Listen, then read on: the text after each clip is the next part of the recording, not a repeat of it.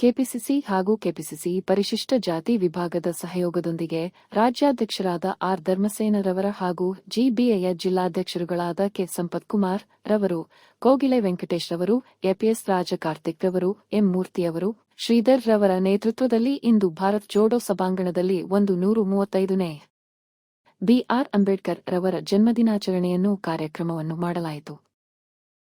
ಈ ಕಾರ್ಯಕ್ರಮದಲ್ಲಿ ಮುಖ್ಯಮಂತ್ರಿಗಳಾದ ಸನ್ಮಾನ್ಯ ಸಿದ್ದರಾಮಯ್ಯರವರು, ಕೆಪಿಸಿಸಿ ಅಧ್ಯಕ್ಷರು ಮತ್ತು ಉಪಮುಖ್ಯಮಂತ್ರಿಗಳಾದ ಸನ್ಮಾನ್ಯ ಡಿ.ಕೆ. ಶಿವಕುಮಾರ್ ಅವರು, ಆಹಾರ ಸಚಿವರಾದ ಕೆ.ಎಚ್. ಮುನಿಯಪ್ಪ ಅವರು, ಮಾಜಿ ಸಚಿವರಾದ ಎಚ್. ಆಂಜನೇಯವರು, ವಿಧಾನಪರಿಷತ್ ಶಾಸಕರಾದ ಎಫ್.ಎಚ್. ಚೆಕ್ಕಪ್ಪನವರು, ಕೆಪಿಸಿಸಿ ಸಂಯೋಜಕರಾದ ಅಮರೇಶ್ ಪಾಪಣ್ಣ ರವರು ಹಾಗೂ ಮುಂತಾದ ಹಲವು ಮುಖಂಡರುಗಳು ಈ ಕಾರ್ಯಕ್ರಮದಲ್ಲಿ ಭಾಗವಹಿಸಿದರು.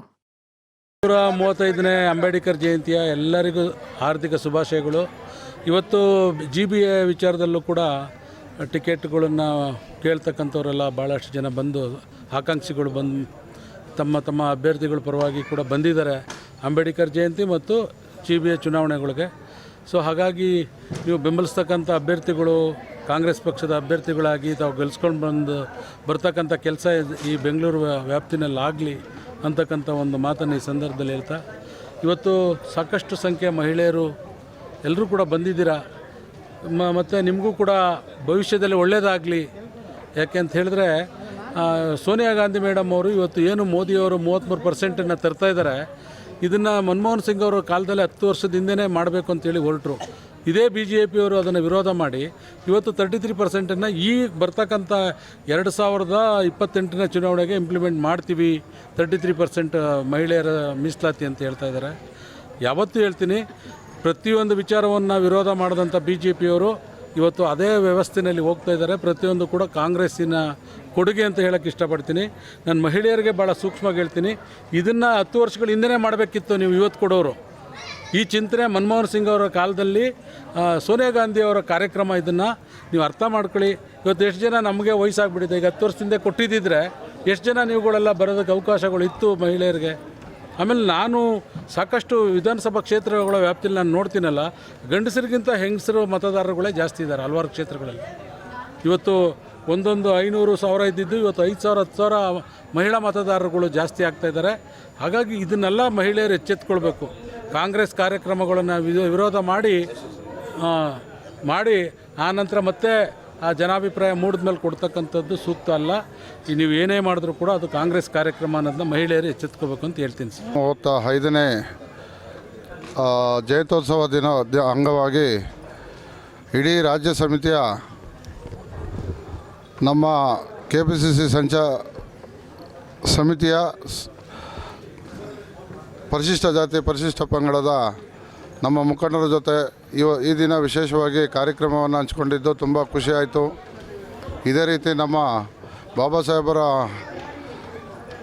ಅನುಯಾಯಿಗಳಾಗಿ ಅವರ ಹಾದಿಯಲ್ಲಿ ನಾವು ನಡೆಯುತ್ತಾ ಅವರ ಒಂದು ಹಾಕಿರುವಂಥ ಹೆಜ್ಜೆಯನ್ನು ನಾವು ಮುನ್ನಡೆಸುತ್ತಾ ಮುಂದಿನ ದಿನಗಳಲ್ಲಿ ಇನ್ನೂ ಹೆಚ್ಚಾಗಿ ಈ ಸಮುದಾಯ ಕಟ್ಟೋದಕ್ಕಾಗಲಿ, ಜನಸಾಮಾನ್ಯ ಸೇವೆ ಮಾಡೋದಕ್ಕಾಗಲಿ, GBA ಎಲೆಕ್ಷನಲ್ಲಿ ನಾನು 144 ವಾರ್ಡ್ ನಂಬರ್ ಅಶ್ವಥ್ ನಗರದಲ್ಲಿ ಕಾರ್ಪೊರೇಟ್ರಾಗಿ ಮೊದಲನೇ ಆಕಾಂಕ್ಷಿಯಾಗಿ ನಾನು ಕೇಳ್ತಾ ಇದ್ದೇನೆ. ದಯವಿಟ್ಟು ರಾಜ್ಯ ಸರ್ಕಾರಕ್ಕೆ ನಮ್ಮ KPCC ಅಧ್ಯಕ್ಷರು ಮತ್ತು ನಮ್ಮ ಧರ್ಮಸೇನ ಸಾಹೇಬರು, KPCC ಅಧ್ಯಕ್ಷರು, ನಮ್ಮ ಡಿ.ಕೆ.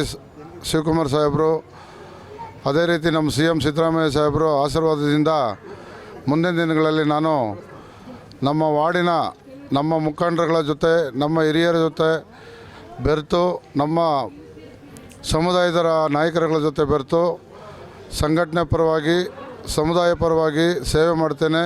ದಯವಿಟ್ಟು ತಾವು ಈ ಅಶ್ವಥ್ ನಗರ ವಾರ್ಡಿನ 44ನೇ ವಾರ್ಡಿಗೆ GBA ಆಕಾಂಕ್ಷಿಯಾಗಿ ನನಗೆ ಆಶೀರ್ವಾದ ಮಾಡಬೇಕು.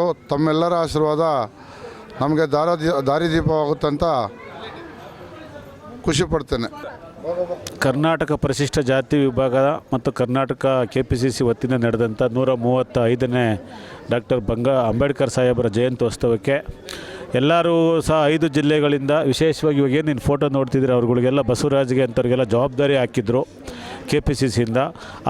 ಕೊಟ್ಟಿರ್ತಕ್ಕಂಥ ಜವಾಬ್ದಾರಿಗಳನ್ನು ಹೆಚ್ಚಿಗೆ ಜನಸಂಖ್ಯೆ ಸೇರಿಸೋದ್ರ ಮೂಲಕ ಅಂಬೇಡ್ಕರ್ ಅವರ ವಿಚಾರಧಾರೆಗಳನ್ನು ಅರ್ಥ ಮಾಡಿಕೊಂಡು ಈ ಕಾರ್ಯಕ್ರಮ ಪ್ರಾರಂಭ ಆಗಿ ಮುಗಿಯೋವರೆಗೂ 3 ತಾಸೂ ಸಹ ಬಂದಿರತಕ್ಕಂಥ ಎಲ್ಲ ಕಾರ್ಯಕರ್ತರು ಸಮಚಿತ್ತವಾಗಿ ಕಾರ್ಯಕ್ರಮ ಯಶಸ್ವಿಗೊಳಿಸಿದ್ದಾರೆ. ವಿಶೇಷವಾಗಿ ಜನ ಸೇರಿಸಿ ಅವರು ಸಹ ಭಾಗಿಯಾಗಿರ್ತಕ್ಕಂಥ ನಮ್ಮ BS ಬಸವರಾಜು ಮುಂದಿನ ಚುನಾವಣೆಗೆ ಟಿಕೆಟ್ ಆಕಾಂಕ್ಷಿಯಾಗಿದ್ದರೂ ಸಹ ನಮ್ಮ KPCCನಲ್ಲಿ ಬ್ಲಾಕ್ ಕಾಂಗ್ರೆಸ್ ಒಬ್ಬ ಅಧ್ಯಕ್ಷ ಮತ್ತು ರಾಜ್ಯ ಪದಾಧಿಕಾರಿ ಅವರು ಜನ ಸೇರಿಸಿದ್ದಾರೆ. ಜೊತೆಯಲ್ಲಿ SC ಡಿಪಾರ್ಟ್ಮೆಂಟ್ ಸಹಯೋಗಿಗೆ ಇವತ್ತು ಯಾರ್ಯಾರು ಭಾಗವಹಿಸಿದ್ದಾರೆ ಅವರಿಗೆಲ್ಲ ವಿಶೇಷವಾಗಿ ಧನ್ಯವಾದ ಹೇಳ್ತಾ, ಅಂಬೇಡ್ಕರ್ ಸಾಹೇಬರು ಅವರಿಗೆ ಒಂದು ಏನು ಮಾರ್ಗದರ್ಶನ, ಅಂಬೇಡ್ಕರ್ ಅವರ ಸಾಹೇಬರ ಆಶೀರ್ವಾದ ಇವರುಗಳ ಮೇಲೆಲ್ಲ ಇದ್ದು ಯಶಸ್ವಿ ಆಗಲಿ ಅಂತ ನಾನು ಕೇಳ್ಕೊಳ್ತಿದ್ದೆ. ಮಾರ್ತಳ್ಳಿ ಮಂಜುನಾಥ್ ನಗರದಿಂದ ಬಂದಿದ್ದೀವಿ. ಬಸವರಾಜಕ್ಕಾಗಿ ನಾವು ಹೋರಾಟ ಮಾಡಿ ಈ ಕಾಂಗ್ರೆಸ್ಗೆ ನಾವೆಲ್ಲ ಅತಿಥಿಗಳಾಗಿ ನಾವು ಹೆಣ್ಣುಮಕ್ಕಳೆಲ್ಲ ನಾವು ಮುಂದೆ ನಿಂತು ಬಸವರಾಜಕ್ಕೆ ನಾವು ಈ ಕಾಂಗ್ರೆಸ್ಗೆ ನಾವು ತುಂಬ ವರ್ಷದಿಂದ ನಾವು ಆದರೆ ಆಳ್ಬೂರು ಕಾಂಗ್ರೆಸ್ಸಲ್ಲಿ ನಾನು ಆಳ್ಬೂರೇ ಇದ್ದಿದ್ದು, ನನ್ನ ನಂಬರ್ 1. ಇವಾಗ ಕೂಡ ನಾವು ಯಾವತ್ತಿಂದ ಎಷ್ಟು ಕಸಿ ಕಾಂಗ್ರೆಸ್ಗಾಗೆ ನಾವು ಇದ್ದೀವಿ, ಕಾಂಗ್ರೆಸ್ಗಾಗೆ ನಾವು ಓಟ್ ಹಾಕ್ತೀವಂತ ನಾವು ನಿಲ್ಲಿಸ್ಬೇಕಂದ್ಬಿಟ್ಟು